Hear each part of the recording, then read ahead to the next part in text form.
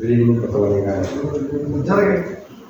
ಹೆಚ್ಚಾಗಿ ನನಗೆ ಬೈಕ್ಗಳಿಗೆ ಜಾಸ್ತಿ ನನಗೆ ಒಂದೇ ವಾಕ್ಯ ಹೇಳ್ತಾರೆ. ನಾನು ಜಾಸ್ತಿ ಮಾತಾಡೋದೇ ಇಲ್ಲ.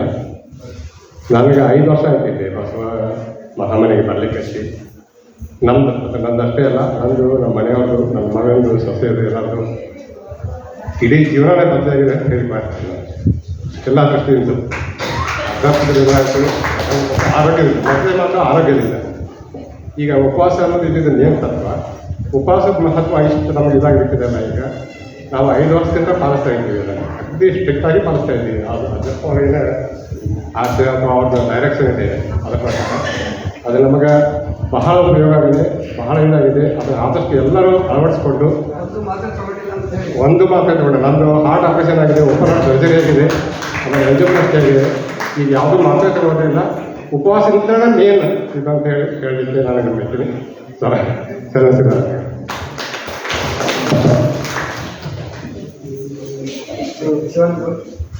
ಮಡಿವಾಳಪ್ಪನವರಿಗೆ ಶರಣಾರ್ಥಿಗಳು.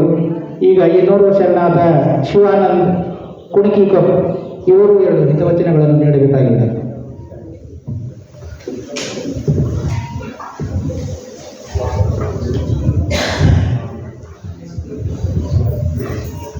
ಓಂ ಶ್ರೀ ಗುರು ಬಸವಲಿಂಗಾಯ ನಮಃ. ಪೂಜ್ಯ ಮಹಾತ್ಮ ಗಾಂಧೀಜಿಯವರನ್ನು, ಪೂಜ್ಯ ಲಾಲ್ ಬಹದ್ದೂರ್ ಶಾಸ್ತ್ರಿಯವರನ್ನು, ಪೂಜ್ಯ 12ನೇ ಶತಮಾನದಲ್ಲಿ ವಚನಕಾರರಾದಂಥ ದಸರಯ್ಯನವರನ್ನು ನನ್ನ ಹೃದಯ ಮಂದಿರದಲ್ಲಿ ಸ್ಮರಣೆ ಮಾಡುತ್ತಾ, ನಾನು ಎಂದರೆ ಗರ್ವ, ನಾವು ಎಂದರೆ ಸರ್ವರಿಗೂ ಶರಣಾರ್ಥಿಗಳನ್ನು ಅರ್ಪಿಸುತ್ತಾ,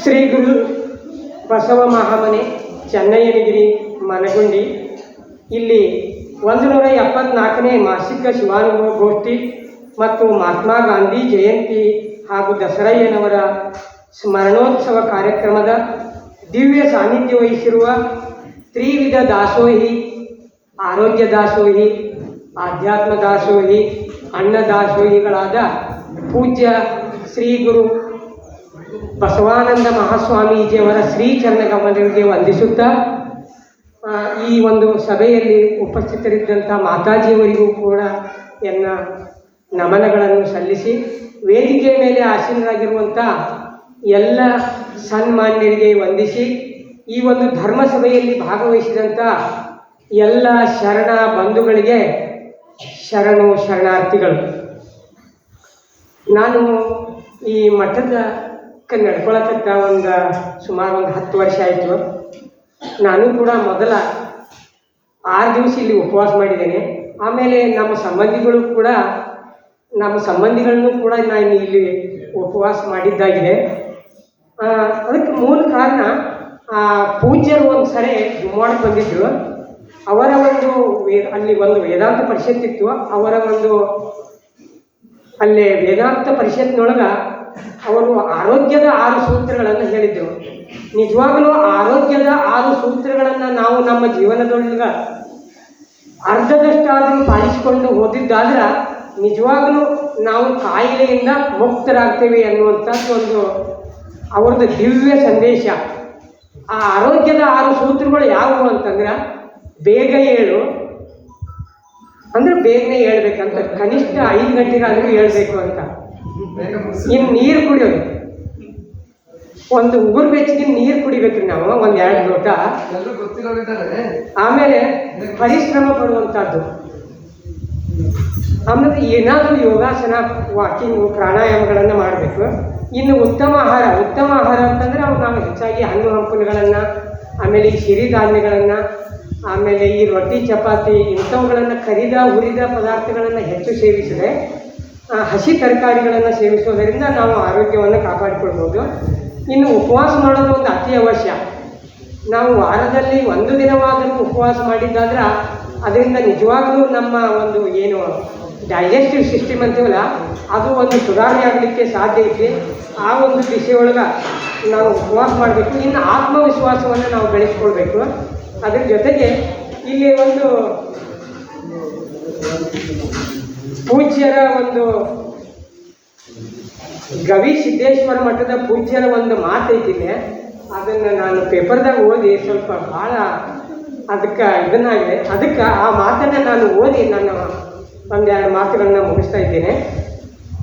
ದಕ್ಷಿಣ ಆಫ್ರಿಕಾ ದೇಶದಲ್ಲಿ ನೆಲ್ಸನ್ ಮಂಡೇಲಾ ಅಂತ ಒಬ್ಬರಿದ್ದರು, ಎಲ್ಲರಿಗೂ ಗೊತ್ತಿರುವಂಥದ್ದು. ಅವರನ್ನು ಕಪ್ಪು ಸೂರ್ಯ ಅಂತ ಕರೀತಿದ್ರು. ಕತ್ತಲ ಕೋಣೆಯಲ್ಲಿ ಅವರು 26 ವರ್ಷ ಇದ್ದರು. ಒಮ್ಮೆ ಅಬ್ದುಲ್ ಕಲಾಂ ಅವರು ಮಂಡೇಲಾ ಅವರಿಗೆ, ನಮ್ಮ ರಾಷ್ಟ್ರದ ಕ್ಷಿಪಣಿ ಜನಕ ಮಾಜಿ ರಾಷ್ಟ್ರಪತಿಗಳಾದಂಥ ಅಬ್ದುಲ್ ಕಲಾಂ ಅವರು ಅವರನ್ನು ಭೇಟಿಯಾಗಿ, ನೀವು 26 ವರ್ಷ ಜೈಲಿನಲ್ಲಿದ್ದೀರಿ, ಕತ್ತಲ ಕೋಣೆಯಲ್ಲಿ ಅಷ್ಟೊಂದು ವರ್ಷ ಕಳೆಯಲು ನಿಮಗೆ ಶಾಂತಿ ತಾಳ್ಮೆ ಹೇಗೆ ಬಂತು ಎಂದು ಪ್ರಶ್ನೆ ಮಾಡಿದರು. ಅದಕ್ಕೆ ಮಂಡೇಲಾ ಹೇಳಿದ್ದೇನಂತಂದ್ರೆ, ತಾಳ್ಮೆಯಿಂದ ಇರಲು ಸ್ಫೂರ್ತಿ ಬಂದಿದ್ದು ಭಾರತದಿಂದ, ನಿಮ್ಮ ಗಾಂಧೀಜಿಯಿಂದ ಅದನ್ನು ಕಲಿತೆ ಅಂತ ಹೇಳಿದರು. ನಮ್ಮ ದೇಶ ನಮ್ಮ ಊರಿನ ಬಗ್ಗೆ ನಮಗೆ ಅಭಿಮಾನವಿರಬೇಕು, ಸುಮ್ಮನೆ ಕೆಲಸ ಮಾಡಬೇಕು, ಫಲದ ಬಗ್ಗೆ ಆಲೋಚಿಸಬಾರದು. ಆದರೆ ನಮಗೆ ಯಾವಾಗಲೂ ಫಲದ ಮೇಲೆ ಕಣ್ಣು. ಕೆಲಸಕ್ಕೆ ಮೊದಲೇ ಫಲ ಕೇಳ್ತೀವಿ. ನಾವು ಈಗ ಪೂಜೆ ಮಾಡ್ತೀವಿ, ನೀರು ಹಾಕಿ ಪೂಜೆ ಮಾಡ್ತೀವಿ, ಹೂವು ಹಾಕಿ ಪೂಜೆ ಮಾಡ್ತೀವಿ, ನೈವೇದ್ಯ ಇಟ್ಟು ಪೂಜೆ ಮಾಡ್ತೀವಿ. ಅಲ್ಲಂ ಪ್ರಭು ಅಂತಾರೆ, ಮಜ್ಜನ ಕೆರೆದು ಫಲವ ಬೇಡುವರಯ್ಯ, ತಮಗೆಲ್ಲಿಯದೋ ಆ ಫಲವು ಶೀತಾಳಕ್ಕಲ್ಲದೆ ಎಂದು. ನೀರು ಹಾಕಿ ಪೂಜೆ ಮಾಡಿದರೆ ಫಲ ಬರ್ತೈತಿ, ಅಂದರೆ ಫಲ ಒಳಗೆ ಹೋಗಬೇಕು. ಯಾಕೆಂದರೆ ನೀರು ಹೊಳೆಯದ್ದು. ಹೂವು ಏರಿಸಿದರೆ ಫಲ ಸಿಗುತ್ತೈತಿ ಎಂದರೆ ಫಲ ಬಳ್ಳಿಗೆ ಹೋಗಬೇಕು. ಯಾಕೆಂದರೆ ಹೂವು ಬಳ್ಳಿದು. ನೈವೇದ್ಯ ಇಟ್ಟರೆ ಫಲ ಸಿಗುತ್ತೈತಿ ಅಂದರೆ ಅದು ನಮಗೆ ಬರಲ್ಲ, ಅದು ಬೆಳೆದ ಭೂಮಿ ತಾಯಿಗೆ ಹೋಗ್ತೈತಿ. ಫಲ ಬೇಡೋದಲ್ಲ, ಅದಾಗಿ ಬರಬೇಕು. ಪಂಚಾಕ್ಷರಿ ಗವಾಯಿಗಳು ತಮಗೆ ಪ್ರಶಸ್ತಿ ಬರಲಿ ಅಂತ ಕೆಲಸ ಮಾಡಿದ್ರೇನು? ತಮಗೆ ಕಣ್ಣಿಲ್ಲದಿದ್ದರೂ ಕಣ್ಣಿಲ್ಲದವರ ಸೇವೆ ಮಾಡಿದರು. ತಮ್ಮ ಕೆಲಸ ತಾವು ಮಾಡುತ್ತಾ ಹೋದರು. ಎಲ್ಲ ಪ್ರಶಸ್ತಿಗಳು ಅವರ ಪಾದಕ್ಕೆ ಬಂದು ಬಿದ್ದವು.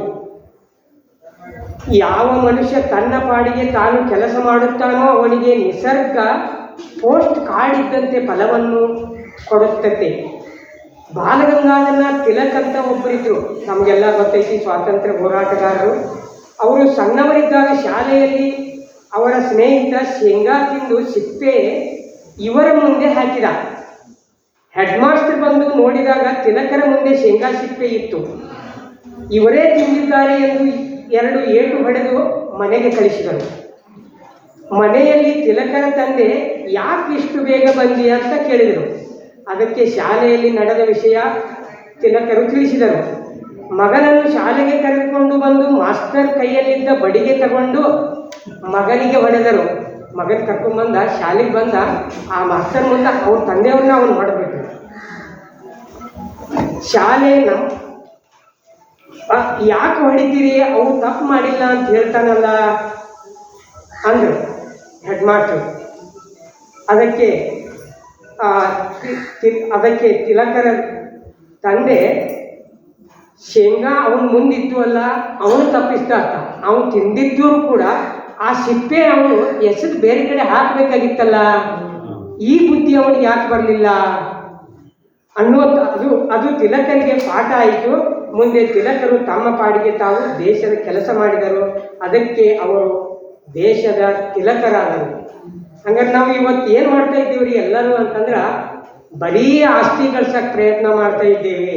ಹಂಗಾರೆ ಮಹಾತ್ಮ ಗಾಂಧೀಜಿಯವರು, ಬಸವಣ್ಣನವರು, ಅಕ್ಕಮಹಾದೇವಿಯವರು, ಅನೇಕ ಶರಣರು, ಸ್ವಾಮಿ ವಿವೇಕಾನಂದರು ಏನು ಮಾಡಿದರು?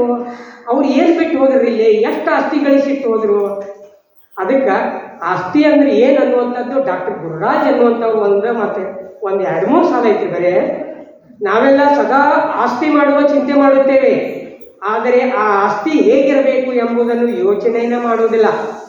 ಒಳ್ಳೆಯ ನಡತೆ ಮನುಷ್ಯನ ಆಸ್ತಿ, ಒಳ್ಳೆಯ ಮಕ್ಕಳು ತಂದೆ ತಾಯಿಯ ಆಸ್ತಿ, ಒಳ್ಳೆಯ ಗುಣ ಮನಸ್ಸಿನ ಆಸ್ತಿ, ಒಳ್ಳೆಯ ಸಂಬಂಧ ಜೀವನದ ಆಸ್ತಿ, ಒಳ್ಳೆಯ ಹವ್ಯಾಸ ಪರಿಸರದ ಆಸ್ತಿ, ಒಳ್ಳೆಯ ಆಹಾರ ದೇಹದ ಆಸ್ತಿ, ಒಳ್ಳೆಯ ಪುಸ್ತಕ ಜ್ಞಾನದ ಆಸ್ತಿ, ಒಳ್ಳೆಯ ಗುರು ವಿಶ್ವದ ಆಸ್ತಿ, ಒಳ್ಳೆಯ ನಗು ಆರೋಗ್ಯದ ಆಸ್ತಿ, ಒಳ್ಳೆಯ ಮಾನವೀಯತೆ ಸಮಾಜದ ಆಸ್ತಿ.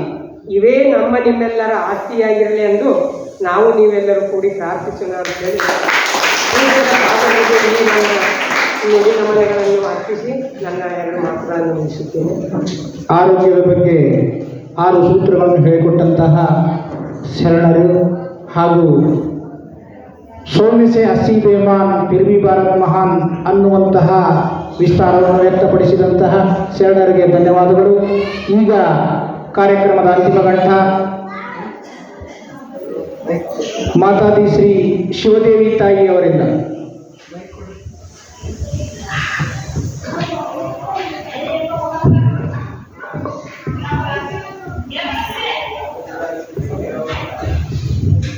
गुरवे सर्वलोकानां विसजे भवरोगिणां निधये सर्वविद्यानां दक्षिणामूर्तये नमः.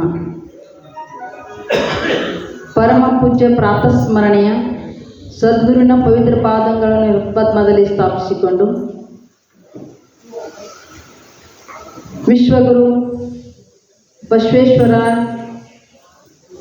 ಬಸವಾದಿ ಶ್ರೀ ಶಿವಶರಣರ ಕನ್ನಡ ನಾಡಿನ ಎಲ್ಲ ದಾರ್ಶನಿಕರ ತಾಯಿ ಜಗದಾಂಬೆಯ ಪವಿತ್ರ ಪಾದಾರವಿಂದ ಅನಂತ ಭಕ್ತಿ ನಮಸ್ಕಾರ ಸಲ್ಲಿಸಿ 174ನೆಯ ಶಿವಾನುಭವ ಗೋಷ್ಠಿ ಇವತ್ತಿನ ದಿವಸ ಅಮಾವಾಸ್ಯೆಯ ಕಾರ್ಯಕ್ರಮ. ಅದರಲ್ಲಿಯೂ ವಿಶೇಷವಾಗಿ ಮಹಾತ್ಮ ಗಾಂಧೀಜಿಯವರ ಹಾಗೂ ಲಾಲ್ ಬಹದ್ದೂರ್ ಶಾಸ್ತ್ರಿಜಿಯವರ ಜಯಂತಿ ಮಹಾ ಮಹೋತ್ಸವ, ಈ ಎಲ್ಲ ಕಾರ್ಯಕ್ರಮದ ಮಹಾದಿವ್ಯ ಸಾನ್ನಿಧ್ಯ ಸ್ಥಾನದಲ್ಲಿ ಈ ಒಂದು ಮಹಾಮನೆಯ ಸಂಸ್ಥಾಪಕರು ಅನಂತ ಕರುಣಾಮೂರ್ತಿಗಳು, ಹದುಳ ಹೃದಯದವರು, ಸರಳ ಸಜ್ಜನಿಕೆ ಸಾಕಾರ ಮೂರ್ತಿಗಳು, ಮಾತೃ ಹೃದಯಗಳಾಗಿರ್ತಕ್ಕಂಥ ಪೂಜ್ಯ ಮಹಾನ್ ತಪಸ್ವಿಗಳು ಆಗಿರ್ತಕ್ಕಂಥ ಪ್ರವಚನ ಪ್ರವೀಣರು, ಖ್ಯಾತ ನಿಸರ್ಗ ಚಿಕಿತ್ಸಾ ಸಂಶೋಧಕರು ಆಗಿರ್ತಕ್ಕಂಥ ಪೂಜ್ಯ ಅಪ್ಪಾಜಿಯವರ ಪವಿತ್ರ ಪಾದಾರವಿಂದಗಳಲ್ಲಿ ಅನಂತ ಅನಂತ ಕೋಟಿ ಕೋಟಿ ನಮಸ್ಕಾರ ಸಲ್ಲಿಸಿ ಈ ಒಂದು ವೇದಿಕೆ ಮೇಲೆ ಉಪಾಸನರಾಗಿರುವ ವಿಶೇಷವಾಗಿ ಆಗಮಿಸಿರ್ತಕ್ಕಂಥ ಉಪನ್ಯಾಸಕರಾಗಿ ಆಗಮಿಸಿರುವ ಮೇಡಮ್ ಅವರಲ್ಲಿಯೂ ಹಾಗೂ ಎಲ್ಲ ಗಣ್ಯಮಾನ್ಯರಲ್ಲಿಯೂ ಎಲ್ಲ ಶರಣ ತಂದೆ ತಾಯಂದಿರಲ್ಲಿಯೂ ಅನಂತ ಶರಣಾರ್ಥಿಗಳು. ಇಲ್ಲಿಯವರೆಗೆ ಬಹು ಸುಂದರವಾಗಿರ್ತಕ್ಕಂಥ ಕಾರ್ಯಕ್ರಮ. ಮೊದಲು ಪ್ರವಚನ ಮಾಡೋರು, ಭಾಷಣ ಮಾಡೋರು ಹೆಂಗೆ ಕಾಣ್ತಿರ್ತಾರೋ ಅಂತ ಕೇಳಿದ್ರೆ ಎಲ್ಲರೂ ದೇವರು ಹೆಂಗೆ ಕಾಣ್ತಿರ್ತಾರೆ. ಮಧ್ಯದಲ್ಲಿ ಪ್ರವಚನ ಶಾಸ್ತ್ರ ಅಥವಾ ಗಾಯನ ಸಂಗೀತ ಅನ್ನೋ ಹೆಂಗೆ ಕಾಣ್ತಿರ್ತಾರೋ ಮನುಷ್ಯರು ಹೆಂಗೆ ಕಾಣ್ತಿರ್ತಾರೆ. ಲಾಸ್ಟ್ ಪ್ರವಚನ ಮಾಡ್ತಿರ್ತಾರಲ್ಲ, ಭಾಷಣ ಮಾಡ್ತಿರ್ತಾರೋ ಅವ್ರು ಹೆಂಗೆ ಕಾಣ್ತಿರ್ತಾರೋ.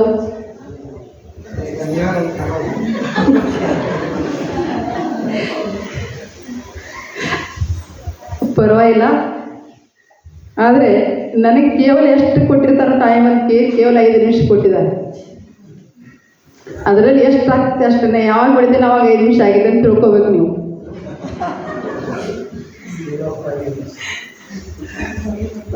ಒಂದು ತಾಸು ಆದರೂ ಅದು 1 ನಿಮಿಷ 5 ನಿಮಿಷ ತಿಳ್ಕೊಬೇಕು. ಅದಕ್ಕಾಗಿ ಬಹಳ ಸುಂದರವಾಗಿರ್ತಕ್ಕಂಥ ಕಾರ್ಯಕ್ರಮ. ಈ ಒಂದು ಪ್ರವಚನ ಅಥವಾ ಈ ಕಾರ್ಯಕ್ರಮದಲ್ಲಿ ಈ ಶಿವಾನುಭವ ಗೋಷ್ಠಿ ಕಾರ್ಯಕ್ರಮ ಪ್ರಥಮದಲ್ಲಿ ಭಾಗವಹಿಸಿದೆ ನಾನು. ನಮಗೆ ಈಗ 4-5 ವರ್ಷ ಹಿಂದೆ ನಾವು ಉಪವಾಸಕ್ಕಂತ ಬಂದಿದ್ದೀವಿ. ಇಲ್ಲಿ 9 ದಿವಸ ಉಪವಾಸ ಅಂತಕ್ಕಂಥದ್ದು ಮಾಡಿ ಆಗಿಂದ ಮತ್ತೆ ಅಪ್ಪವರ ಒಂದು ಜಯಂತ್ಯೋತ್ಸವಕ್ಕೆಲ್ಲ ಬಂದಿದ್ವಿ. ಅಲ್ಲಿಂದ ಮತ್ತೆ ಈಗ ಒಂದು 2-3 ಸಲ ಆಯಿತು ಬಂದು ಭಾಳ ಆತ್ಮೀಯರಾಗಿದ್ದೀವಿ ನಾವು ಈ ಒಂದು ಮಹಾಮನೆಗೆ. ಇಲ್ಲೆಲ್ಲ ನೋಡಿ ಭಾಳ ಸಂತೋಷ ಅನಿಸ್ತೀವಿ ನನಗೂ. ಇಲ್ಲಿ ತನಕ ಕಾರ್ಯಕ್ರಮ, ಸಭೆ, ಸಮಾರಂಭ, ಪ್ರವಚನ ಎಲ್ಲ ಕೇಳಿ ಭಾಳ ಸಂತೋಷ ಅನಿಸ್ತು. ಇವತ್ತು ಮುಖ್ಯವಾಗಿ ಏನು ಅಂತ ಕೇಳಿದ್ರೆ ಮಹಾತ್ಮ ಗಾಂಧೀಜಿಯವರ ಜಯಂತಿ ಉತ್ಸವ, ಲಾಲ್ ಬಹದ್ದೂರ್ ಶಾಸ್ತ್ರಿಯವರ ಒಂದು ಜಯಂತಿ ಉತ್ಸವ. ಮಹಾತ್ಮ ಗಾಂಧೀಜಿಯವರ ರಾಷ್ಟ್ರಪಿತ ಅಂತ ಅನಿಸ್ಕೊಂಡ್ರು. ಈ ದೇಶವನ್ನು ಕಂಡಿರ್ತಕ್ಕಂಥ ಸರಳ ಸಜ್ಜನಿಕೆಯ ಸರಳ ಸ್ವರೂಪ ಆಗಿರ್ತಕ್ಕಂಥ ಲಾಲ್ ಬಹದ್ದೂರ್ ಶಾಸ್ತ್ರಿಜಿಯವರು. ಇವ್ರಿಗೆ ಯಾಕೆ ಅಷ್ಟೊಂದು ಮಹತ್ವವನ್ನು ಕೊಡ್ತಾರಪ್ಪ ಅಂತ ಕೇಳಿದರೆ, ಎಷ್ಟೊಂದು ಜನ ಆ ಹೊತ್ತಿಗೆ ಹುಟ್ಟಿದ್ರು, ಎಷ್ಟೋ ಮಂದಿ ಆ ಹೊತ್ತಿಗೆ ಎಲ್ಲ ಮಾಡಿದ್ರು ಕೂಡ ಅವ್ರಿಗೆ ಯಾಕೆ ಅಷ್ಟೊಂದು ರಾಷ್ಟ್ರಪಿತ ಅನ್ನಲಿಲ್ಲ, ಅವರಿಗೆಲ್ಲ ಅಷ್ಟೊಂದು ಮಾನ್ಯತೆ ಕೊಡಲಿಲ್ಲ. ಇಲ್ಲಿ ಅವರು ಇಲ್ಲಿ ಖರೆ ಮಹಾತ್ಮ ಅನಿಸಿಕೊಂಡ್ರು. ಯಾರು? ಮಹಾತ್ಮ ಗಾಂಧೀಜಿಯವರು. ಅವರೆಲ್ಲ ಭಾರತವೇ ಅಮರ ಪುತ್ರರಾಗಿರ್ತಕ್ಕಂಥವ್ರು. ಯಾಕೆ ಸ್ವತಂತ್ರವನ್ನು ತಂದುಕೊಡಲಿಕ್ಕೆ ಮುಖ್ಯ ಕಾರಣಭೂತರಾಗಿರ್ತಕ್ಕಂಥವ್ರು. ಅದರ ಸಲುವಾಗಿ ಅವರಿಗೆ ಇಲ್ಲಿ ಇವತ್ತು ಸ್ಮರಣೆ ಮಾಡ್ತಕ್ಕಂಥ ದಿವಸ, ಅವ್ರು ಹುಟ್ಟಿರ್ತಕ್ಕಂಥದ್ದು.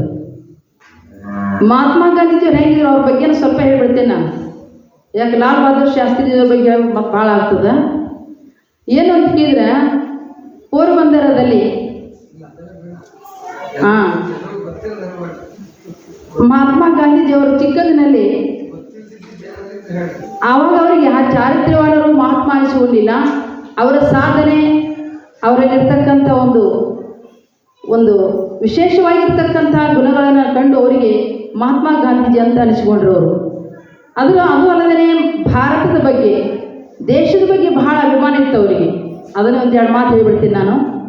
ಮಹಾತ್ಮ ಗಾಂಧೀಜಿಯವರಿಗೆ ದೇಶದ ಬಗ್ಗೆ ಹೆಂಗೆ ಅಭಿಮಾನ ಇತ್ತು ಅಂದರೆ, ದೇಶ ಅಭಿಮಾನ, ಭಾಷೆ ಅಭಿಮಾನ, ವೇಷ ಅಭಿಮಾನ ಎಲ್ಲ ಇರಬೇಕು. ಹಾಗೆ ಮಹಾತ್ಮ ಗಾಂಧೀಜಿಯವರು ಒಂದು ಸಾರಿ ಏನು ಮಾಡಿದ್ರು ಅಂತ ಟ್ರೈನಲ್ಲಿ ಕೂತ್ಕೊಂಡು ಬೇರೆ ಕಡೆ ಹೊಂಟಿದ್ರು. ಹೋಗುವಾಗ ಪಾರಾಯಣ ಸಲ ಕೂತಿದ್ದು ಅವರಲ್ಲಿ. ಕುಂತಾಗ ರಾತ್ರಿ ಸಮಯ ಟ್ರೈನ್ ಹೊಂಟಿತ್ತು. ಮಹಾತ್ಮ ಗಾಂಧೀಜಿ ನಿಂತು ಬಂತು. ಸ್ವಲ್ಪ ಕಣ್ಣು ಮುಚ್ಚಿದ್ರು. ಇವು ಪಾರಾಯಣಿಸಿ ಏನಂತ ಕೇಳಿದ್ರೆ, ಬಹುಶಃ ಮಹಾತ್ಮ ಗಾಂಧೀಜಿ ಅಂತ ಇವನೇ ಇರಬೇಕು. ಪಂಜೆ ಹುಟ್ಟಿದಾನ, ಕನ್ನಡಕ್ಕೆ ಹಾಕಿದಾನ, ತಲೆಯೆಲ್ಲ ಬಳಸಿದಾನ, ಈ ರೀತಿ ಇದಾನ, ಮೇಲೆ ಇವನೇ ಇರಬೇಕು ಮಹಾತ್ಮ ಗಾಂಧೀಜಿ ಅಂತ ತಿಳ್ಕೊಂಡು ಏನು ಮಾಡಿದ ಅವರಿಗೆ ಅಂತ ಕೇಳಿದ್ರೆ, ಅವ್ರು ಬಿಟ್ಟಿರ್ತಕ್ಕಂಥ ಜೋಡುಗಳು ಚಪ್ಪಲ್ ಬಿಟ್ಟು ಮಲ್ಕೊಂಡಿದ್ರಲ್ಲ, ಅವನು ತಗೊಂಡು ಕಿಟಕಿಯಾಗ ಹೋದ. ಕಿಟಕಿಯಾಗ ಹೋದ ಕೂಡಲೇ ಅಂದರೆ ಮಹಾತ್ಮ ಗಾಂಧಿ ಎಚ್ಚರ ಆಯಿತು. ಎಚ್ಚರಾಗಿ ನೋಡ್ತಾರ, ಚಪ್ಪಲ್ ಇರಲಿಲ್ಲ. ಸುಮ್ಮಾದ್ರು, ಒಂದು ತಿಳ್ಕೊಂಡ್ರು ಅವರು, ಇವನೇ ಇರಬೇಕು ಬಹುಶಃ, ಹೋಗಿ ಇಲ್ಲೇ ಹೋಗ್ದಾನ ಅಂತ ಸುಮ್ಮಾದ್ರು. ಅವನಿಗೂ ನಿಂತು ಬರಬೇಕಲ್ಲ, ಅವನು ನಿಂತು ಬಂತು. ಅವನು ಸ್ವಲ್ಪ ಜುಳುಕ ನಿಂತು ಜಂಪ್ ಹತ್ತಿತ್ತು. ಅವಾಗ ಅವನು ಕೋಟ್ ಕಳೆದು ಮಕ್ಕೊಂಡಿದ್ದ. ಅದನ್ನು ಕೋಟ್ ತಗೊಂಡ್ರು ಅವರು. ತಗೊಂಡು ಕಿಟಕಿಯಾಗ ಹೋದ್ರು. ಒಗದು ಸುಮ್ಮಾದ್ರು. ಎದ್ದ ತಕ್ಷಣ ಅಂದರೆ ನನ್ನ ಕೋಟ್ ಎಲ್ಲಿದ್ದೆ ಅಂತ ಕೇಳಿದ್ರು. ನಿನ್ನ ಕೋಟ್ ನನ್ನ ಚಪ್ಪಲ್ ಹುಡುಕಾಡಕ್ಕೆ ಹೋಗೈತೆ ಅಂದರು ಅವರು. ಅಂದರೆ ಅಲ್ಲಿಗೆಲ್ಲೇ ಉತ್ತರ ಕೊಟ್ಟರು. ಇದಕ್ಕಂತರ ಏನಂತ ಕೇಳಿದ್ರೆ, ದೇಶಾಭಿಮಾನ. ಮುಂದಿಬ್ಬರು ಒಂದೇ ಸ್ಟೇಷನ್ಗೆ ಇಳ್ಕೊಂಡಾಗ ಇವರಂದರು, ಪಾರಾಯಣಿಸಿ ಏನಂತ ಕೇಳಿದ್ರೆ, ನೋಡು ಭಾರತೀಯರು ಹೆಂಗದಾರ ಅಂತ ಕೇಳಿದ್ರೆ, ನೋಡು ಕರ್ಗ, ಬೆಳ್ಳಗ, ಗಿಡ್ಡ, ಉದ್ದ ಈ ರೀತಿ ಇದಾರ. ನಮ್ಮಲ್ಲಿ ನೋಡಿ ಹೆಂಗಾರ ಎಲ್ಲರೂ ಎತ್ತರ, ಎಲ್ಲರೂ ನೋಡಿ ಹೆಂಗೆ ಬೆಳ್ಳಗ ಶುಭ್ರದಾರ, ನಿಮ್ಮ ದೇಶದ ಜನ ಹಂಗದಾರ ಅಂತಂದ. ಮಹಾತ್ಮ ಗಾಂಧೀಜಿಯವರಿಗೆ ನೋಡಿ ಹೆಂಗೆ ಅಭಿಮಾನ ಅದ. ನಮ್ಮ ಭಾರತೀಯರು ಹೆಂಗದಾರ ಅಂತ ಕೇಳಿದ್ರೆ, ನಮ್ಮ ಭಾರತೀಯ ಕುದುರೆಗಳು ಹೆಂಗಿರ್ತಾವ? ಒಂದು ಗಿಡ್ಡ, ಒಂದು ಎತ್ತರ, ಒಂದು ಬೆಳ್ಳಗ, ಒಂದು ಕೆಂಪ, ಒಂದು ಬಿಳಿ ಇರ್ತಾವ. ಕತ್ತು ಹೆಂಗಿರ್ತಾವೆ? ಕತ್ತು ಒಂದೇ ಥರ ಒಂದೇ ಲೆವೆಲ್ ಇರ್ತಾವೆ, ಒಂದೇ ಕಲರ್ ಇರ್ತಾವೆ. ಹಂಗೆ ನಿಮ್ಮ ದೇಶದ ಜನ ಎಲ್ಲ ಕತ್ತಿ ಹೆಂಗದಾರ, ನಮ್ಮ ದೇಶದ ಜನ ಎಲ್ಲ ಕುದುರೆ ಹೆಂಗದಾರ ಅಂತ ತಿಳ್ಕೊಂಡು ಹೇಳಿದ್ರಂತೆ ಅವರು. ಯಾರು? ಮಹಾತ್ಮ ಗಾಂಧೀಜಿಯವರು. ಅಂಥವರ ಸ್ಮರಣೋತ್ಸವ ಇವತ್ತಿನ ದಿವಸ. ಅಂಥವರು ಈಗ ಇದಕ್ಕೆ ಏನಂತಾರ ಅಂತ ಕೇಳಿದರೆ, ದೇಶಾಭಿಮಾನ. ಕನ್ನಡದಲ್ಲೇನೋ ಮಾತಾಡ್ತಿದ್ರಂತೆ, ಕನ್ನಡ ಭಾಷೆ ಅಭಿಮಾನ, ವೇಷ ಅಭಿಮಾನ ಅಂತ ಕರ್ಕೊಂಡ್ಬರ್ತಾರೆ. ಲಾಲ್ ಬಹದ್ದೂರ್ ಶಾಸ್ತ್ರಿಜಿಯವರು ಕೂಡ ಟೈಮ್ ಆಗ್ಯದ. ಲಾಲ್ ಬಹದ್ದೂರ್ ಶಾಸ್ತ್ರಿಜಿಯವರು ಜೀವನವನ್ನು ಕೇಳಿದರೆ, ಮಹಿಳಾ ಕಂಡಕ್ಟರಾಗ ಅವಾಗ ಅವರೇ ಕಾರಣದಾರ. ವರದಕ್ಷಿಣೆ ಪಿಡುಗನ್ನು ನಿರ್ಮೂಲನೆ ಮಾಡಿರ್ತಕ್ಕಂಥವ್ರು ಲಾಲ್ ಬಹದ್ದೂರ್ ಶಾಸ್ತ್ರಿಜಿ ಅವರದಾರ. ಅವರು ಸರಳ ಜೀವನ, ಕುಟುಂಬದಲ್ಲಿ ಅವರು ಸಹಿತವಾಗಿ ಹೇಗೆ ಮಾಡ್ತಿರ್ತರು ಅಂತ ಕೇಳಿದ್ರೆ, ಅವರು ದೋತಿ ಹರಿದಿತ್ತಂತ ಅವ್ರ ಪತ್ನಿ ಅಂದಂತ, ಹೊಸದೊಂದು ದೋತ್ರ ತಗೋಬಾರ್ದೇನೋ ಅಂತ ಕೇಳಿದಂತ. ಕೇಳಿದಾಗ ಅವ್ರು ಲಾಲ್ ಬಹದ್ದೂರ್ ಶಾಸ್ತ್ರಿಜಿ ಅವರು ಉತ್ತರ ಕೊಟ್ರಂತ, ಎಲ್ಲ ರೊಕ್ಕ ಬೇಕಲ್ಲ ತೊಗೊಳ್ಲಿಕ್ಕೆ, ರೊಕ್ಕ ಇಲ್ಲ ಅಂದ್ರಂತ. ಅಲ್ಲಿ ಬಂದಿರ್ತಕ್ಕಂಥ ಸಂಬಳ ಸಹಿತ ಬಿಟ್ಟು ಹಾಕಿಬಿಟ್ಟೇನಿ. ನಮ್ಮ ಭಾರತದೊಳಗೆ ಏನಾಗಿದೆ, ಬರಗಾಲ ಬಂದದ ಅಂತಂದ್ರೆ ನೀವು ಸ್ವಲ್ಪ ಖರ್ಚು ಕಮ್ಮಿ ಮಾಡಂದ್ರಂತ. ಬರಗಾಲ ಬಂದದ, ಮತ್ತೊಂದು ಕಡೆಯಿಂದ ಆಮದು ಮಾಡ್ಕೋತೀವಿ ಆಹಾರವನ್ನು, ಎಲ್ಲರೂ ನಾವು ಕನ್ನಡ ನಾಡಿನವರಿಗೆಲ್ಲರಿಗೂ ಒಂದು ಮನವಿ ಮಾಡ್ಕೊತೀವಿ. ಸೋಮವಾರ ರಾತ್ರಿ ನಾನು ಉಪವಾಸ ಮಾಡ್ತೀನಿ, ನೀವೆಲ್ಲರೂ ಉಪವಾಸ ಒಂದು ದಿವಸದ ಆಹಾರ ಉಳಿತಾಯ ಆಗೈತೆ ಅಂತ ತಿಳ್ಕೊಂಡು ಉಪವಾಸ ಸತ್ಯಾಗ್ರಹ ಇಡ್ತಕ್ಕಂಥದ್ದು ಕೂಡ ಕೈಗೊಂಡ್ರು ಅಂತ ತಿಳ್ಕೊಂಡು ಬರ್ತದೆ. ಇನ್ನೂ ಅನೇಕ ಅದಾವ, ಅವೆಲ್ಲ ಹೇಳಕ್ಕೆ ಸಮಯ ಭಾಳ ಆಗಿಬಿಟ್ಟತಿ. ಅದಕ್ಕಾಗಿ ಪರಮ ಪೂಜ್ಯ ಅಪ್ಪಾಜಿಯವರ ಆಶೀರ್ವಚನ ಆಗ್ತದೆ. ಸಮಯ 2 ಗಂಟೆ ಆಗಿ ಹೋಗಿಬಿಟ್ಟದ. ಅದರ ಸಲುವಾಗಿ ಇಲ್ಲಿ ತನಕ ಸಾಕಷ್ಟು ಉತ್ತಮವಾಗಿರ್ತಕ್ಕಂಥ ಕಾರ್ಯ ತಾವೆಲ್ಲ ನೋಡಿದ್ದೀರಿ.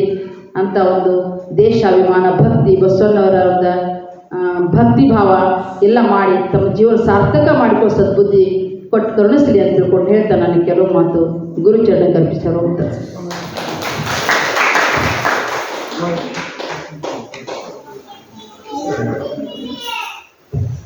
ಮಾತೋಶ್ರೀಯವರಿಗೆ ತುಂಬ ಹೃದಯ ಧನ್ಯವಾದಗಳು. ಈಗ ಮಾತೋಶ್ರೀಯವರಿಗೆ ಗೌರವ ಸಮರ್ಪಣೆ ಪುಷ್ಪಲತಾ ಅಕ್ಕನವರು.